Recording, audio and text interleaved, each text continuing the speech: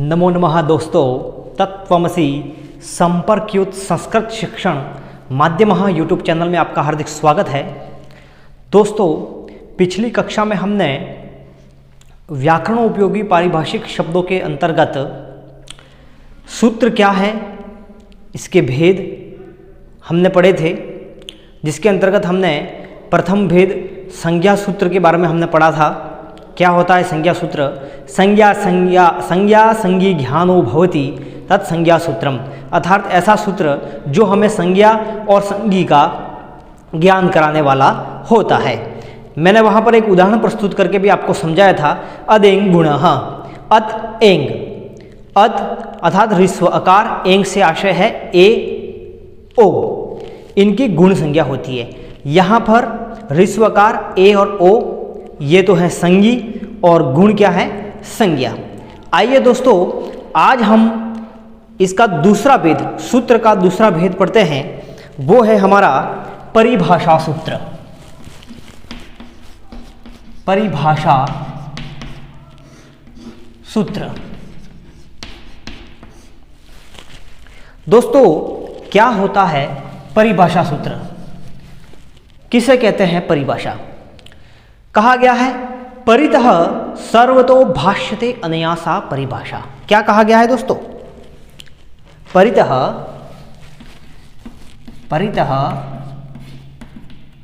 सर्वतो भाष्यते अनया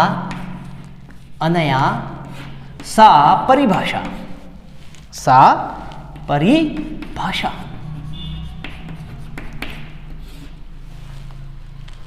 परितः सर्वतो भाष्यते अनया सा परिभाषा कथ्यते, अर्थात परितः से आशय है यहाँ पर पूरी तरह से,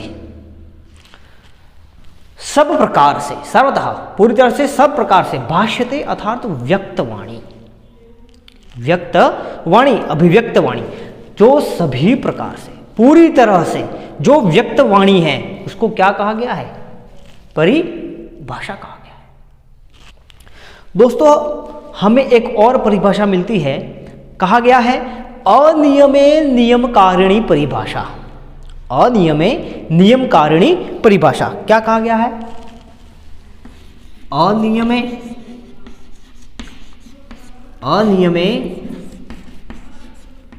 नियम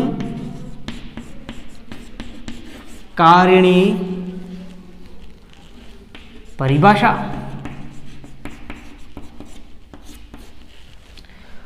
दोस्तों, यहां इस शब्द को समझिए अनियम, अनियमे नियम कारिणी परिभाषा। अनियम किसे कहा गया है? जहां नियम उपस्थित न हो, ऐसी स्थिति जहां पर नियम उपस्थित नहीं हो, नियम कारिणी अर्थात नियम की व्यवस्था करने वाला, ऐसी स्थिति हमारे समक्ष प्रस्तुत होगी जहां पर अनियम होगा। अनियम से आशय क्या है? जहां पर नियम उपस्थित नहीं होगा वहां पर नियम कारिणी अर्थात नियम की व्यवस्था करने वाला जो सूत्र होता है उसको कहा गया है परिभाषा सूत्र। अनियमे नियम कारिणी परिभाषा, ऐसा सूत्र जहां पर अनियम की स्थिति में नियम की व्यवस्था करने वाला जो सूत्र है वो कहलाएगा परिभाषा सूत्र कहलाएगा। अब दोस्तों, आपको मैं उदाहरण बताऊं यहां पर, जैसे कि सुधि उपास्यः। एक उदाहरण बताता हूं आपको। सुधि उपास्यः व्याकरण की रूप सिद्धि है सुध्युपास्यः। यहां पर देखिए दोस्तों, सुधि उपास्यः ये हमारा पूर्व पद है और ये उत्तर पद है। यहां पर ये जो धी है अर्थात ध में है हमारा दीर्घ ई, और यहां पर ये जो स है उसमें है हमारा उ, और यहां पर पीछे देखिए हमें दे रखा है स्वर दे रखा उ। उपास्य का जो प्रारंभिक वर्ण है वो है उ। अब यहां पर देखिए दोस्तों, इको यणची ये जो सूत्र है, इको यणची कौन सा सूत्र है? इको यणची। ये सूत्र जो है, इस सूत्र के द्वारा यहां पर सुधी जो हमारा जो पूर्व पद है उसमें जो अंतिम वर्ण मतलब जो ये ध है उसमें जो दीर्घ इकार जो है उसे, और आगे अर्थात प्रारंभ में जो सु है उसमें स में जो उकार है उसको भी यहां पर यणादेश की प्राप्ति हो रही है। अब दोनों को तो यण हो नहीं सकता है। इस ध में जो अंतर्निहित ई है उसको भी यण प्राप्त है, और सु में जो अंतर्निहित जो उकार है उसको भी यहां पर यण प्राप्त है। दो यणादेश यहां पर प्राप्त हो रहे हैं। अब यहां पर कोई नियम लागू नहीं हो रहा है, नियम है ही नहीं, तो वहां पर एक सूत्र बनाया गया है, तस्मिन् नीति निर्दिष्टे पूर्वस्य। तस्मिन् नीति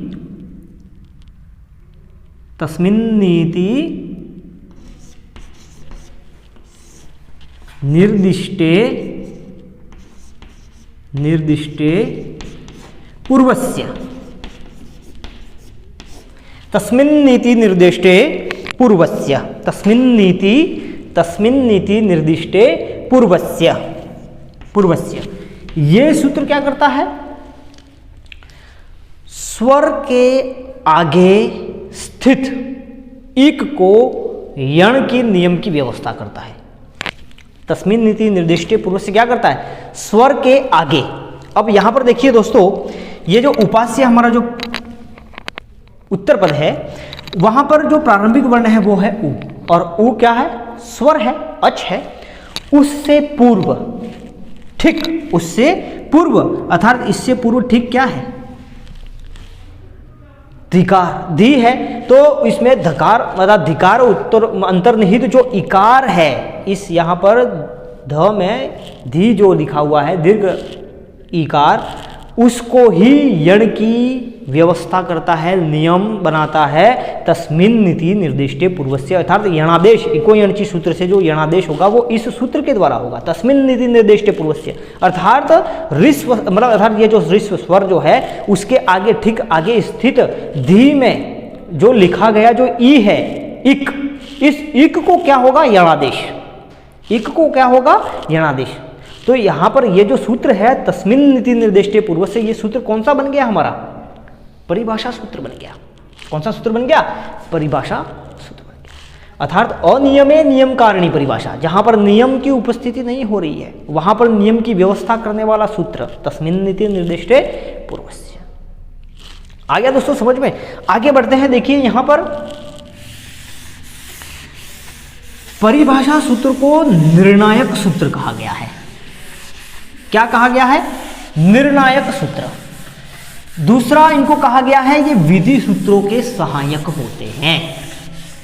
दो बातें हमको दिमाग में रखनी है। एक तो इनको कहा गया है निर्णायक सूत्र। क्या कहा गया है?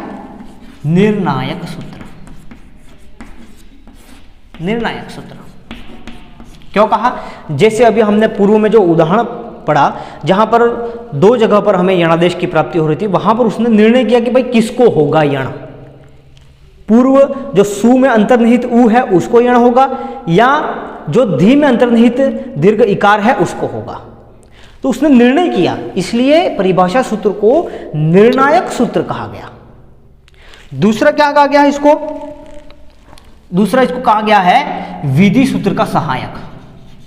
विधि सूत्र का सहायक सूत्र। विधि सूत्र का सहायक सूत्र, यह इसके अपर नाम है। जो विधि सूत्र होते हैं अर्थात विधि सूत्रों से स्वलक्ष्य में, विधि सूत्रों से स्वलक्ष्य में प्रवृत्ति जहां संदिग्ध हो जाती है। समझिए मेरे आशय को, मैं क्या कहना चाह रहा हूं। विधि सूत्रों से स्वलक्ष्य में जहां पर प्रवृत्ति संदिग्ध हो जाती है वहां परिभाषा सूत्र उपस्थित होकर संदेह का निराकरण करता है। क्या करता है? संदेह का निराकरण करता है। और दूसरा क्या करता है? तथा अलक्ष्य से उसकी निवृत्ति भी करता है। मेरे आशय को यहाँ समझिए दोस्तों, मैं क्या कहना चाह रहा हूँ। अर्थात ये जो विधि सूत्र, मतलब विधि सूत्र के द्वारा अगर कहीं कोई काम अटक जाता है, वहाँ पर अगर कोई समस्या उत्पन्न हो जाती है, तो तुरंत वहाँ पर एट द टाइम ये परिभाषा सूत्र वहाँ पर प्रेजेंट हो जाता है, वो अपनी प्रेजेंट देता है, वहाँ पर उपस्थित हो जाता है। दूसरी बात, वो बोलता है कि भाई क्या प्रॉब्लम है, क्या समस्या है, तुरंत उस समस्या का वो निराकरण करता है। मतलब जो भी शंकाएं हैं, जो भी संदेह है, उसका ये निराकरण करता है। दूसरी बात कि उसका मार्गदर्शन भी करता है। मैंने कहा अलक्ष्य से उसकी निवृत्ति भी करता है। अलक्ष्य से उसकी निवृत्ति से तात्पर्य क्या है? अर्थात विधि सूत्र का अगर जहाँ पर अटक जाता है उसके मार्ग में, तो तुरंत उसको मार्गदर्शित दर्शन प्रदान करता है। क्या प्रदान करता है? मार्गदर्शन। नहीं भाई, ये रास्ता गलत जा रहे हो, ये सही है, ऐसे काम करो। तो ये इसीलिए इसको विधि सूत्र का सहायक सूत्र कहा गया है। विधि सूत्र का सहायक सूत्र कहा गया है। दूसरी बात, पाणिनि जो अष्टाध्यायी है, पाणिनि अष्टाध्यायी, पाणिनि जो अष्टाध्यायी ग्रंथ है, उस ग्रंथ में, इस ग्रंथ में इनकी जो संख्या बताई गई है, मैं संख्या कितनी बताई? 36। परिभाषा सूत्रों की जो संख्या बताई गई है, सूत्रों की संख्या, सूत्रों की संख्या जो बताई गई है, वो बताई गई है दोस्तों 36। पाणिनि द्वारा रचित जो अष्टाध्यायी ग्रंथ है, उसमें परिभाषा सूत्रों की संख्या कितनी बताई गई है? 36 बताई गई है। दूसरी इसकी एक विशेषता यह है कि यह स्वयं विधायक सूत्र नहीं होते हैं। यह स्वयं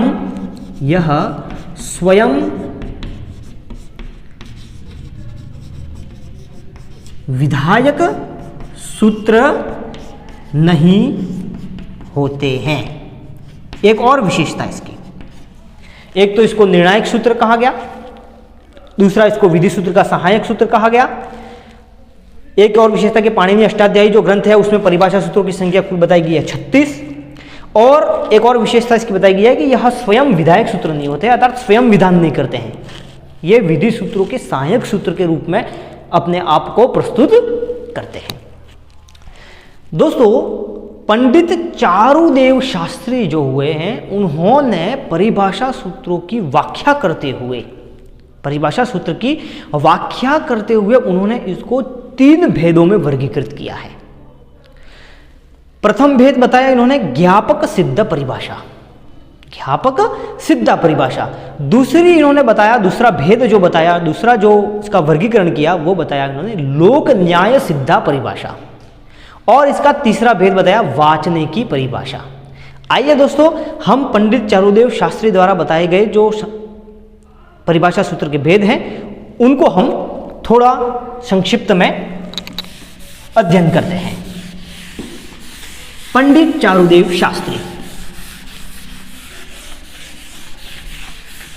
परिभाषा सूत्रों के 3 भेद बताए हैं।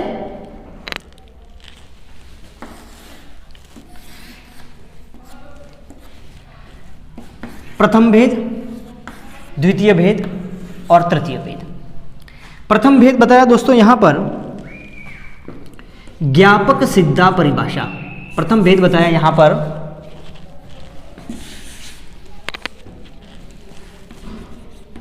ज्ञापक सिद्धा परिभाषा, ज्ञापक सिद्धा परिभाषा। और इसका द्वितीय भेद बताया लौकिक न्याय या लोक न्याय सिद्ध परिभाषा। हम कह सकते हैं लोक न्याय सिद्धा, लोक न्याय सिद्धा परिभाषा। और इसका तीसरा भेद बताया पंडित चारुदेव शास्त्री ने वाचनिकी परिभाषा, वाचनिकी परिभाषा, वाचनिकी परिभाषा। ये भेद जो बताए गए हैं, ये किसके द्वारा बताए गए हैं? तो मैं यहां पर लिख देता हूं दोस्तों, पंडित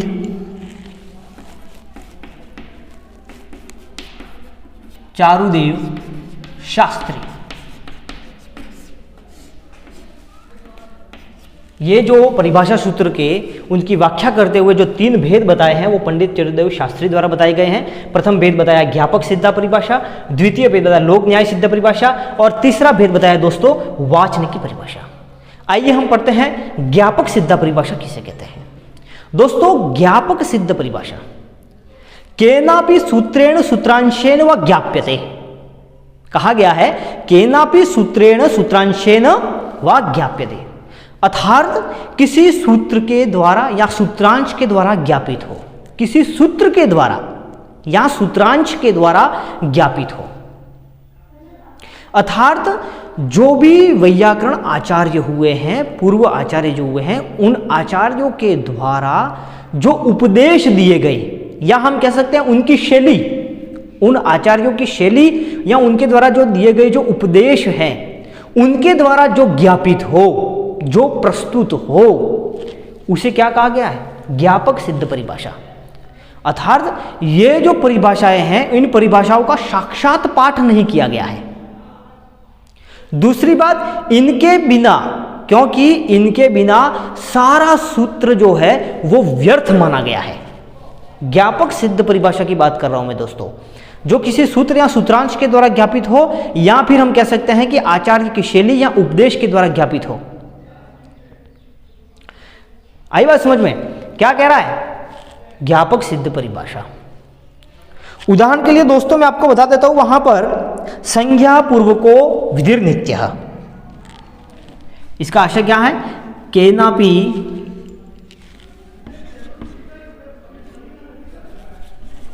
केनापि सूत्रेण, यहां पे देखिए दोस्तों, केनापि सूत्रेण सूत्रांशेन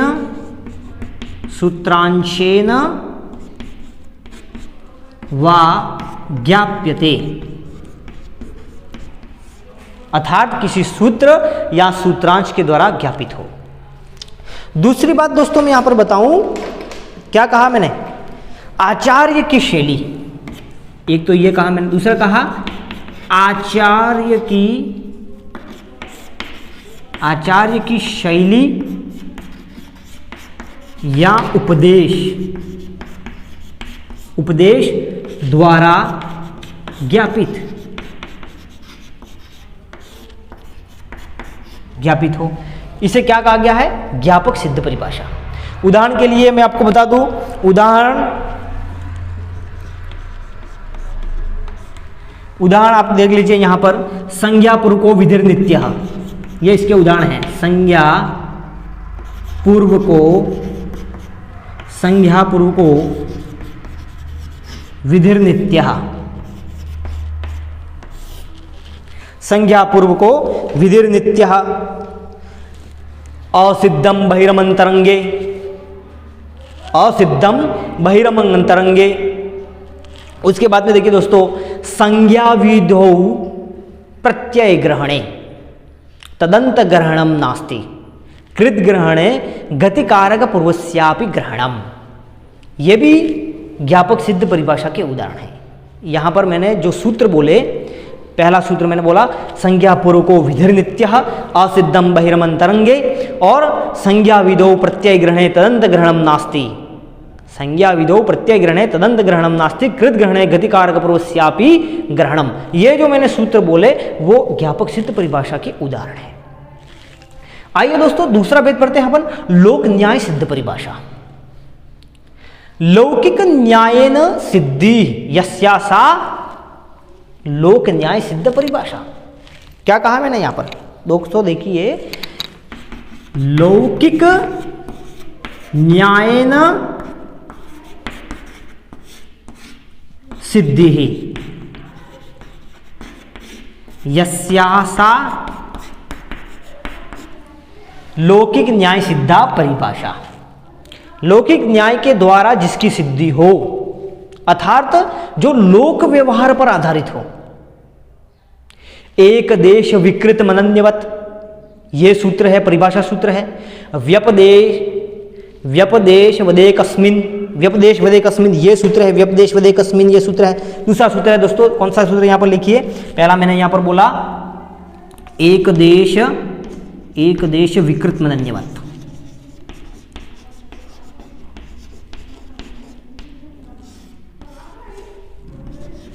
व्यपदेशी वदेकस्मिन् सन्निपात लक्षणों, क्या कहा गया दोस्तों, सन्निपात लक्षणों विधिर्निमित्तम,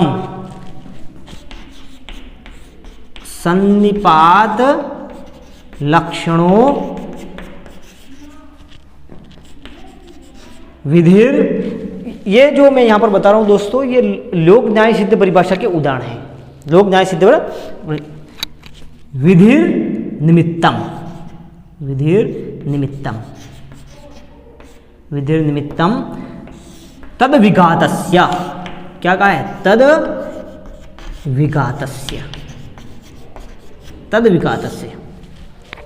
जिस प्रकार मैंने ज्ञापक सिद्ध परिभाषा के उदाहरण बताया, संज्ञा पूर्व को विधिर नित्यः असिद्धम बहिरमंतरंगे संज्ञा विधो प्रत्यय ग्रहणे तदंत ग्रहणम नास्ति कृत ग्रहणे गतिकारक पुरुष्यापि ग्रहणम। ये सूत्र मैंने जो बताए वो ज्ञापक सिद्ध परिभाषा के बताए। यहाँ पर लोक न्याय सिद्ध परिभाषा एक देश स्वीकृत मनन्यवत व्यपदेशी वदेकस्मिन् और सन्निपात लक्षणों विधिर निमित्तम तद विघातस्य। ये जो उदाहरण है वो लोक न्याय सिद्ध परिभाषा जो लोक व्यवहार पर आधारित है। और तीसरा भेद बताया यहाँ पर दोस्तों वाचनिकी परिभाषा। क्या बताया गया है, वाचनिकी परिभाषा, अर्थात वचन रूपेण पठिता तू वाचनिकी। क्या कहा गया है, वचन रूपेण पठिता, वचन रूपेण पठिता तू वाचनिकी परिभाषा। अर्थात पूर्व आचार्यों के द्वारा जो वचन रूप में पठित है, पूर्व आचार्यों के द्वारा जो वचन रूप में पठित है उसे कौन सी परिभाषा कहा गया है, वाचनिकी परिभाषा कहा गया। इको गुण वृद्धि तस्मादिदुत्तरस्य षष्ठी स्थाने योगा, ये इसके उदाहरण है। उसके उदाहरण देख लीजिए। उदाहरण है इको गुण वृद्धि, इको गुण वृद्धि। वैसे तो उदाहरण बहुत सारे हैं पर यहाँ पर विशेष उदाहरण मैं आपको यहाँ समझाने के लिए प्रस्तुत कर रहा हूँ। इको गुण वृद्धि है तस्मा दित्युत्तरस्य षष्ठी स्थाने योगा, ये इसके उदाहरण है। तो दोस्तों आज की कक्षा में हमने परिभाषा सूत्र क्या है, पंडित चारुदेव शास्त्री द्वारा इसको कितने भेदों में वर्गीकृत किया, प्रत्येक भेद की परिभाषा और उनके उदाहरणों को हमने पढ़ा। आगे की कक्षा में हम सूत्रों के भेद, जो हमने पूर्व कक्षा में संज्ञा सूत्र पढ़ा, आज हमने संज्ञा ये परिभाषा सूत्र पढ़ा, आगे जो विधि सूत्र है उसको हम पढ़ेंगे। दोस्तों आज की कक्षा आपको पसंद आई हो तो मेरे वीडियो को आप लाइक करें, शेयर करें अधिक से अधिक, और मेरे चैनल तत्त्वमसि संपर्कयुक्त संस्कृत शिक्षण माध्यम को आप सब्सक्राइब करें। अस्तु, धन्यवाद। जय तु भारतम, जय तु संस्कृतम।